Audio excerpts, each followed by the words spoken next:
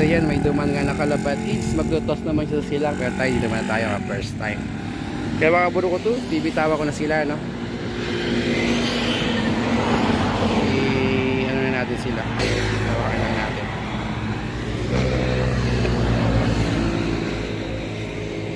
3, 2, 1. Yan.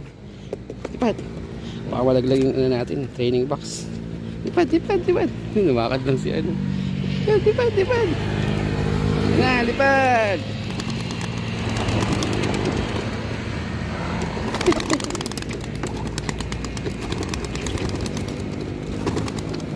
Meron pa ba? Meron pa. Diba, may isa pa.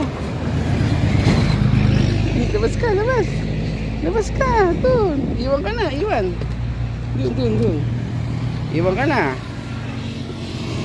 Labas. Ayun. Nalipad na nga yung naiwan natin. Ayun na sila mga kaburukutu. Yan. Sama-sama naman. 2, 4. May isa nakaiwalay. Yung huling lulo. Ay hindi, dalawa nakaiwalay.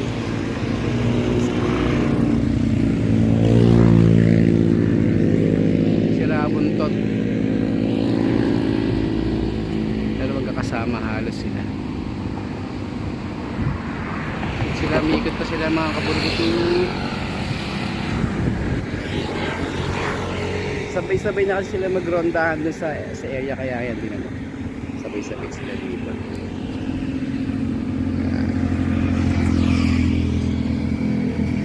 Ikot-ikot lang sila dito. Ready na sila. Tingnan natin kung uuwi. Yan, dyan papunta yung loft natin. Pero bumalik pa. May naiwan. May nakaiwalay talaga yung nahuli. Si Rabuntot to. Ayan, si Ryan Buntot. Blue bar na. Sana maka-pop up siya doon sa ina. Pero mauuna pa yata siya. Hindi. Pabalik na naman. Bababa siya dito. Eto sila. So yung mga bro ko to, unahan ko na sila dun sa bahay. Baka maunahan nila ako. Kasi isang ano lang to, makatanaw lang. Uwi na ito mga.